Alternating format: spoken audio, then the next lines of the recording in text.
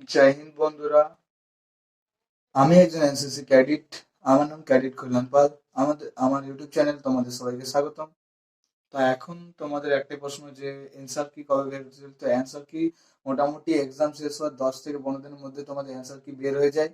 আর তারপরে তোমাদের আরেকটা চিন্তা লেগেছে মাথার মধ্যে ঘুরছে যে তোমাদের দৌড়ার মধ্যে ফিজিক্যাল কাট অফ কত যেতে চলেছে ফিজিক্যাল কাট অফ।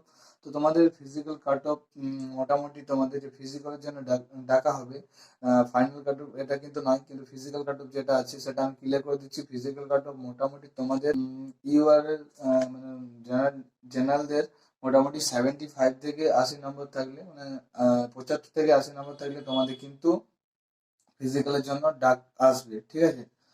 আর ওবিসির ক্ষেত্রে 70 থেকে 75 পর্যন্ত যদি তোমাদের নাম্বার থাকে তো তোমরা কিন্তু ফিজিক্যালে আরামে তোমরা ডাক পেয়ে যাবে।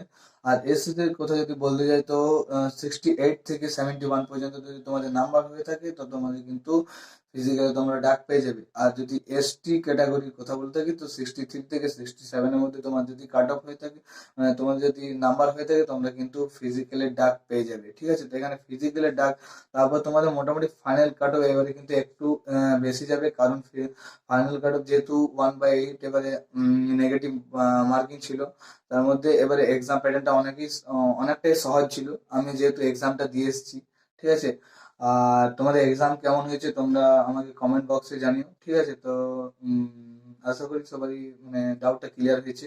আর যদি ডাউটটা ক্লিয়ার হয়ে থাকে তো চ্যানেলটা সাবস্ক্রাইব করো, আর কমেন্টে জানাও যে তোমাদের পরের ভিডিওটা কিরকম দরকার, বা মাঠের প্রস্তুতি কেমন, হাইট লাগে কেমন, কি লাগে, সব ব্যাপারে কিন্তু আমি তোমাদের ভিডিও একটা করে জানিয়ে দেবো। তো থ্যাংক ইউ, জয় হিন্দ।